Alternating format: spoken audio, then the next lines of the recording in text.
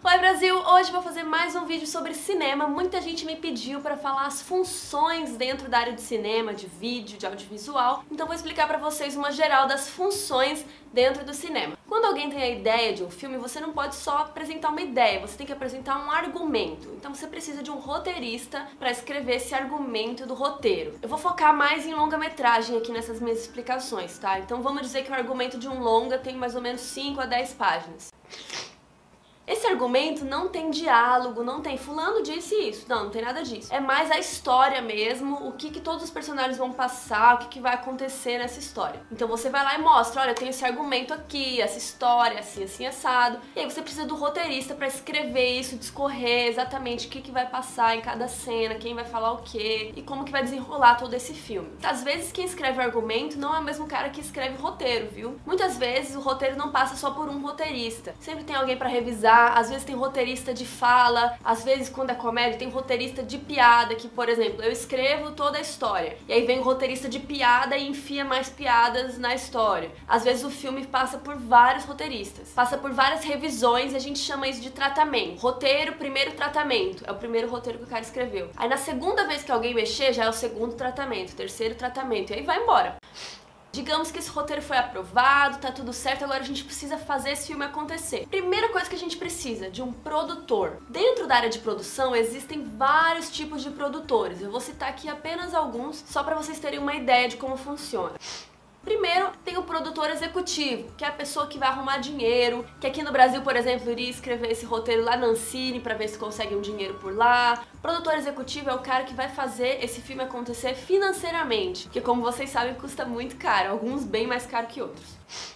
E tem um produtor que é o cara que vai fazer isso acontecer no físico. Por exemplo, eu preciso que na segunda-feira a gente tenha tantos figurantes, a gente tenha os atores tal hora. Alguém tem que produzir, a gente fala, alguém tem que fazer isso acontecer. Pra mim, essa é a função mais chata, eu nunca vou querer ser produtora na minha vida, eu odeio produção, mas tem gente que gosta muito. E dentro dessa produção existem várias outras mini produções. O produtor, geralmente vai ter um produtor fodão que vai cuidar de vários outros produtores, de assistentes. Por exemplo, esse produtor central, ele vai falar, pô, precisamos gravar num shopping center no sábado. Então ele vai lá e vai chamar o produtor de locação. Essa pessoa vai cuidar de todos os lugares que não são filmados em estúdio. Por exemplo, preciso da casa de alguém bem rica, que a gente não tem condição de fazer um estúdio de uma casa rica. Então vamos arrumar um lugar que já seja uma casa rica. Então o produtor de locação vai cuidar disso. Eu tô falando assim de longa-metragem, né? Porque precisa de várias mini coisinhas. Mas, por exemplo, dentro de um curta, às vezes tem só um produtor de locação e um produtor, já resolve. Dependendo do tamanho do negócio, tem um produtor que fica na base, ele não vai pra set de filmagem, ele fica na produtora ou, sei lá, no escritório dele e ele fica só ali no telefone. E aí o produtor que tá lá no set, ele vai ligar e falar assim, putz, a comida não chegou, não sei o que. Aí o produtor que está lá no escritorinho arruma outra comida, sabe, ele resolve. Enfim, acho que deu pra entender, tem vários tipos de produções. O negócio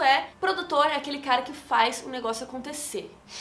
Agora que a gente tem um negócio em andamento, já começou a produzir tudo, a gente precisa dos atores, que também é uma função, e também a gente precisa da equipe de casting, que é a equipe que vai arrumar os atores. Se for uma produção pequena, o próprio produtor com o diretor e algum assistente de direção às vezes, consegue resolver isso. Se for um negócio gigantesco, um longa-metragem, precisa de uma equipe que só vai ficar arrumando ator, figurante. Pô, precisa de um ator negro de olho verde, careca. Não é fácil, então tem que ter uma equipe que já é especializada nisso, já tem ali às vezes a lista deles de atores que eles conhecem, que eles trabalham. Então também tem toda essa equipe de casting e os atores. E dentro da equipe de direção tem o diretor, que é o cara que dá a visão dele ao projeto. Ele imagina como ele quer a luz, como que ele quer que o ator fale, como que ele quer que a cena ocorra, se é pra ser bravo, se é pra ser mais calmo. Ele tem a visão do filme como um todo, ele tem a visão do que o filme quer passar. E às vezes na equipe de direção também tem o diretor de atores. Tem diretor que não gosta de dirigir atores e ele contrata um brother dele que é diretor de atores só pra ficar naquele lero com o ator e falou assim, não, agora você tem que ser mais bravo, porque agora o fulano veio de uma briga que ele estava lá com a mãe dele. Então às vezes tem um diretor de ator que é especializado nessas nuances de atuação que às vezes o diretor fodão não é e nem tá afim de fazer. Ainda na equipe de direção tem uma função que pra mim é uma das mais importantes. Claro que todas elas, se não houvessem as outras, também nada aconteceria. Mas é uma função que eu gosto muito, que é o que eu trabalhei muito tempo, que é assistente de direção. O assistente de direção não é simplesmente um assistente do diretor. Muita gente acha isso, que ele fica ali levando cafezinho pro diretor. Não, pelo contrário, o assistente de direção é basicamente quem manda no set. Ele é a pessoa que vai organizar os horários. Claro que ele não vai fazer isso sozinho, ele vai planejar, ele vai conversar com o diretor, vai conversar com a produção. Tudo isso é trabalhado em equipe. Mas as decisões de horários, quem vai ver o melhor jeito de filmar isso é o assistente de direção. Porque, por exemplo, a gente tá aqui em São Paulo, só que tem uma cena que no meio do filme é no Rio, mas o final do filme é em São Paulo. No meio do filme a gente vai parar pra ir filmar no Rio? Não, a gente vai filmar tudo que é em São Paulo e aí no final a gente vai pro Rio, ou vice-versa. Então o assistente de direção cuida de toda essa logística. Assistente de direção basicamente cuida do cronograma antes da produção e durante a gravação, porque set costuma atrasar muito, principalmente aqueles diretores que gostam de repetir take 1000 vezes e tal. Então o assistente de direção é aquele cara que tem que apressar o negócio, porque cada minuto que você tá ali o dinheiro tá rolando, tá gastando. Pô, equipe de fotografia, vocês têm até 10 da manhã pra montar esse equipamento aí, porque 10h30 a gente vai começar a gravar. Então o assistente de direção é uma pessoa meio chata dentro do set. Ele fica coordenando os horários, ele vai lá no produtor e fala, pô, o ator tal tá pronto, ele entra em 10 minutos. E muitas vezes os diretores trabalham com assistentes de direção que eles têm alguma afinidade, que eles podem pedir uma opinião. O assistente de direção e o diretor são uma duplinha assim muito amiguinha, sabe? Que eles têm que estar bem unidos. Se o assistente de direção começa a atritar com o diretor, vai dar merda. Tem caso de filme brasileiro que o diretor demitiu o assistente de direção, aí chamou outro, aí ficou 3 dias e demitiu de novo. Então, o assistente de direção é alguém que tem que ser bem parceiro do diretor. E ainda na equipe de direção tem o continuista, que é aquela pessoa que vai ver se todos os takes têm continuidade um com o outro. Porque, como eu disse, 99% dos filmes não são gravados na ordem. Às vezes a gente grava o final primeiro, aí grava uma cena do meio. Então o ator, ele tem que saber onde que ele tá. Pera aí, agora eu vim da onde? Tá, agora eu vim da casa da minha mãe, que é no meio do filme. Então, além da continuidade de objetos, esse café tava aqui, esse negócio tava aqui, que é uma parte mais chatinha, o continuista também tem isso da continuidade do ator, da emoção. O continuista ajuda muito também pra ver quebra de eixo, depois eu posso fazer um vídeo explicando isso. A gente gravou essa cena da câmera vindo da esquerda pra direita. Se a próxima cena for da direita pra esquerda, pode ser que dê um estranhamento. Então o continuista, ele vai lembrar o diretor, mas diretor, lembra que a gente fez assim, assim, assado? Aí o diretor fala, não, beleza, então agora é tal coisa. E claro, aquela continuidade de objeto, de roupa, o cabelo tava aqui na orelha, não tava, a cor do batom, tudo isso o continuista também vai estar de olho. Dependendo do tamanho da cena, o continuista tem que ter até um assistente. E aí a gente tem toda a equipe de direção de arte, que também é uma equipe gigante, porque dentro desse lance direção de arte tá incluso muita coisa. O cenário, a maquiagem, a roupa, o cabelo, os objetos, então tem muita coisa rolando e tem um departamento pra cada mini coisa dessa. Tem o departamento de maquiagem, que vai ter alguém responsável só pela maquiagem. Muitas vezes cabelo e maquiagem andam juntos, mas eu posso ser a diretora do cabelo e posso ter uma companheira minha que faz a maquiagem. Tem os produtores de cenário. Pô, às vezes a gente vai numa locação, como eu falei, a gente vai na casa da mulher rica, mas a gente precisa de objetos dourados, vamos trazer coisas douradas. Então tem alguém que vai produzir esses objetos dourados, que é o produtor de objetos, que ele vai nas lojas, ele vai procurar, preciso de objetos dourados, riqueza, assim, assim, assado, então ele vai atrás. O produtor de objetos geralmente está embaixo do produtor de cenário, que também pode ser chamado de cenógrafo, ou pode ser até o próprio diretor de arte. E também muitas vezes tem que construir cenários no estúdio, e tem uma equipe que também só constrói essas coisas. Os caras que levantam a parede, prega, pinta. Então em set sempre vai ter pintor, marceneiro, sempre muita gente, muita coisa acontecendo. Também tem o figurinista, que às vezes vai mandar fazer as roupas, com uma costureira, que também é outra função. Às vezes o figurinista vai atrás dessas roupas em brechós ou em acervos, ou vai comprar mesmo, vai atrás em lojas.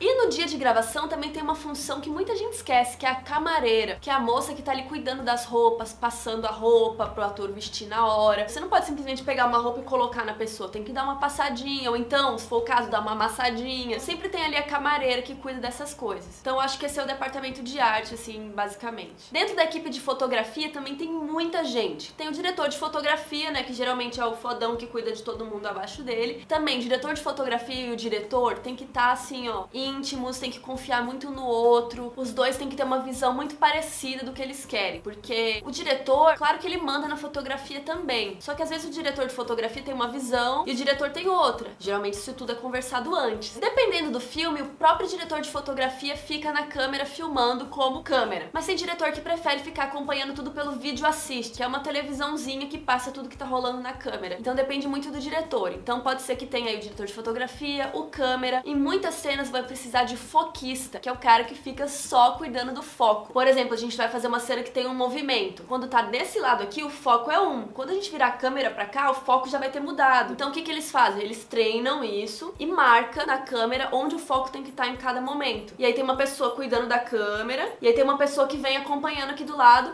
que vai mudando o foco. É muito legal. E também tem a galera da pesada de fotografia, que trabalha mais duro que todo mundo nessa porra inteira, que são os maquinistas e a galera da elétrica. Os maquinistas são geralmente aquela galera que carrega equipamento, se tem trilho, né, traveling, eles que vão montar esse traveling, eles que vão empurrar o cara que tá em cima da câmera. Então os maquinistas ralam pra caralho. Os caras são foda. E também tem os eletricistas, que são as pessoas que têm noção ali de elétrica, né, de 210, 120, isso aqui eu posso ligar nisso, isso aqui se eu botar aqui vai queimar, precisa de um gerador, sempre alguém quer uma tomada, sempre alguém quer não sei o que, pô, precisa de uma luz nova. Ah, mas vai ligar essa luz em que tomada? No seu cu? Não, tem que ter uma tomada, então vamos puxar uma extensão, não sei o que dali. Então tem alguém que tá pensando em tudo isso. E eu acho que é isso, mais ou menos, a equipe de fotografia. Se eu esquecer alguma função, vocês colocam aí nos comentários, tá? Eu tô tentando dar uma geral porque tem muito detalhe. E desde os anos 30 a gente tem a equipe de som também, que a gente precisa de alguém pra segurar o microfone, precisa de alguém numa mesa de som ali pra ouvir, tem às vezes lapela escondida na roupa. Então tem várias pessoas na equipe de som que só cuidam disso, dos microfones, da frequência do microfone se for sem fio, do boom, se tá tudo certo, se o som tá fluido, se tá com barulho, tem uma equipe só disso. E depois de tudo isso, é claro que a gente precisa editar esse filme, então tem toda uma equipe de pós-produção. Pós-produção inclui a edição, tem a edição de som, tem a pessoa que faz essa trilha sonora. Dependendo do que for fazer, às vezes tem que fazer dublagem, então tem que chamar os atores de novo pra gravar em cima do que foi feito. Então tem uns filmes antigos até que dá pra você ver que a boca não tá perfeita, assim. Tem o colorista, que vai deixar as cores bem mais bonitas como o diretor quiser. Ah, eu quero que aqui fique mais azulado. Ah, eu quero que aqui fique mais rosa. Tem esse cara. Dentro da equipe de efeitos especiais, tem tipo umas 49 pessoas. Em longa-metragem, fodão, assim, tem equipe só que cria monstro. Tem equipe que só faz efeito de natureza. Tem equipe que faz matte painting, que é um fundo que fica parado e só a frente mexe. Antigamente esse fundo era pintado, né? Pintura mesmo. Hoje em dia é computação gráfica, claro, mas tem uma equipe disso. Então, dentro de pós-produção tem várias funçõezinhas que cada um cuida de uma coisa. E também, às vezes, acontece de ter uma segunda unidade. O que é segunda unidade? O diretor principal, os atores principais estão aqui gravando a cena principal do filme. Mas, às vezes, o filme tem que andar rápido, então a gente contrata um diretor de segunda unidade. O que é isso? Esse diretor vai com uma galera produzir outras coisas que são um pouco menos importantes. Precisa de filmar a cidade por cima. O diretor fodão não vai lá filmar a cidade por cima, entendeu? Manda o diretor de segunda unidade. Ah, eu preciso filmar uma rua, só uma cena do ator andando na rua. O diretor fodão às vezes não precisa fazer isso, ele manda o diretor de segunda unidade. Então também existe essa segunda equipe que faz esse tipo de coisa. Então é isso, espero que eu tenha falado a maioria das funções pra vocês saberem mais ou menos como funciona. Assina o canal e coloca aí nos comentários que outros vídeos de cinema vocês querem ver aqui no canal. E até o próximo vídeo. Tchau!